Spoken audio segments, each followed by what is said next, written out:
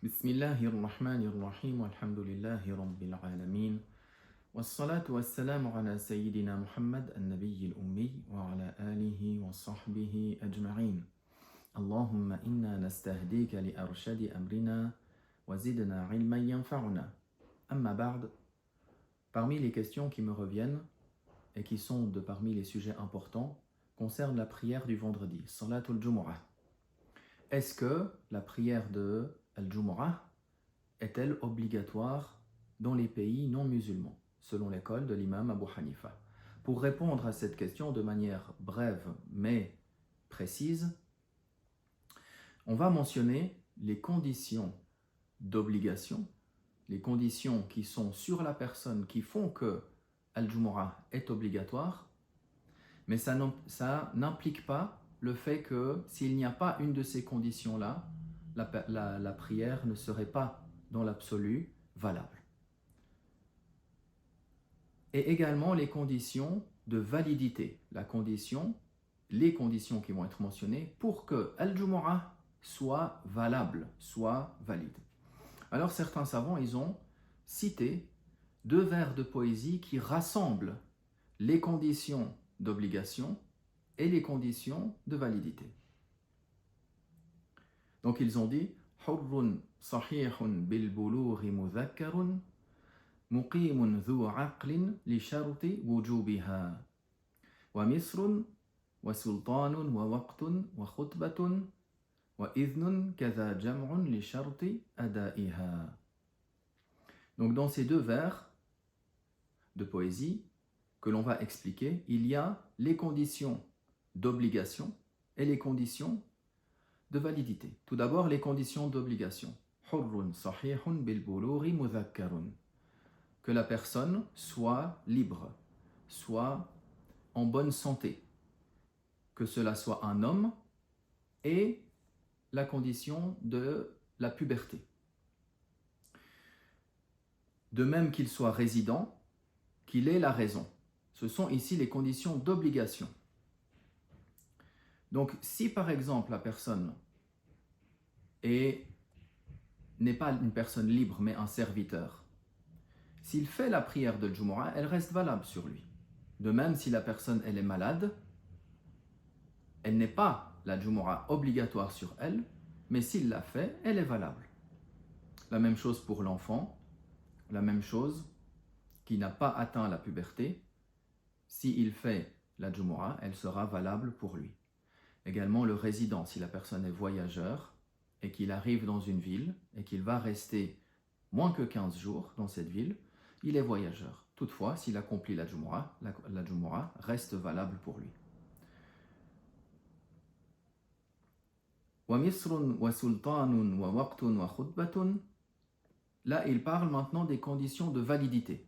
Les conditions de validité, qu'elle ait lieu dans une ville.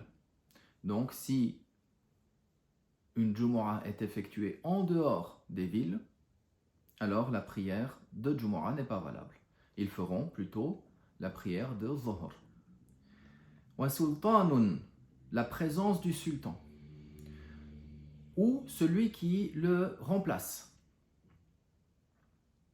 Ce point-là, qui est particulièrement important, parce qu'il se peut que certains se disent, comme actuellement, il n'y a pas le sultan, il n'y a pas de calife, donc il n'y a pas non plus celui qui le remplace, donc la prière de Jumu'ah ne serait pas valable, parce que cette condition fait défaut, et par conséquent, la prière ne serait pas obligatoire.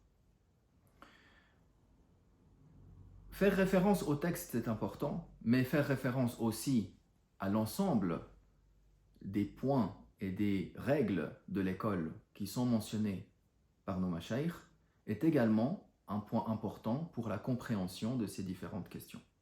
Quand on parle du sultan, du calife ou de celui qui le remplace, ce n'est pas en soi une condition, ce n'est pas en soi une condition, ce n'est pas une condition intrinsèque. C'est-à-dire que cette présence du sultan ou du calife, quelle est la raison de cette condition? Pour éviter la fitna, pour éviter la dissension entre les gens. qui va faire la Jumu'ah. Chacun pourrait prétendre être plus apte à faire la prière du vendredi, à faire la khutbah, le discours et la prière du vendredi. Donc, la présence du sultan ou de celui qui le remplace va amener ce cadre qui va empêcher cette dissension. Mais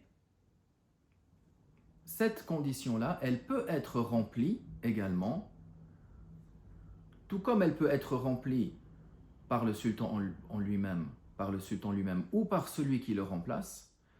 Et quand on dit celui qui le remplace, Naïbus Sultan, c'est celui qui désigne, qu'on appelle le khatib, celui qui va faire le discours et la prière, c'est lui qui est désigné spécifiquement par les awqaf, pour les khutbah. Et cette condition-là, elle existe aujourd'hui, elle existe de nos jours, et elle existe également dans les pays non musulmans, où les musulmans, ils se réunissent dans une mosquée et ils font la prière ensemble. Soit par un groupe de musulmans qui est dirigé par les awqaf de certains pays, comme c'est le cas pour la Turquie par exemple, qui vont désigner des imams dans certaines mosquées turques, notamment en Europe, ou également simplement par le fait qu'un groupe de musulmans dans une mosquée est désigné et se sont mis d'accord sur la désignation d'un imam qui va faire le discours et la prière du vendredi. Par cela, cette condition-là de validité est remplie. Wa khutbatun, donc le fait que l'imam prononce un discours avec ses conditions, avec ses recommandations qui sont détaillées dans le chapitre de la prière de Jumu'ah.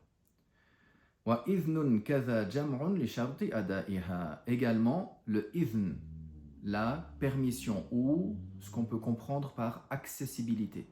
Le fait que les portes soient ouvertes à tout un chacun qui veut venir et entrer et assister à la Jumu'ah. Par conséquent, si dans certaines universités, dans certaines écoles, où seulement les membres de cette université ou de cette école peuvent entrer et par conséquent accomplir la Jumu'ah, alors dans l'école hanafite, cette Jumu'ah-là n'est pas valable, bien qu'elle soit valable selon les critères des autres écoles. De même que cette prière soit effectuée en groupe. La prière de Jumu'ah, on ne l'effectue pas tout seul, il faut qu'il y ait un groupe de musulmans qui se réunissent et qui l'accomplissent ensemble. Ça, ce sont les conditions pour la validité de la Jumu'ah. Donc, bien que ce chapitre-là, il est détaillé dans les cours qui ont été faits et enregistrés ou les prochains cours qui vont venir sur la chaîne, il importe également de comprendre par cette courte vidéo ces points-là qui sont importants afin de saisir cette problématique qui peut être parfois avancée dans le fait de dire dans les pays musulmans ou même dans les pays non musulmans actuellement, il n'y a pas de sultan, il n'y a pas quelqu'un qui le remplace, donc la prière de Jumu'ah ne serait pas valable, par conséquent elle n'est pas obligatoire. On a vu ici, la présence du sultan ou celui qui le remplace est à la base pour éviter toute dissension concernant qui va effectuer la khutbah, parce que c'est cadré, c'est spécifié, un imam est désigné et les musulmans acceptent cela.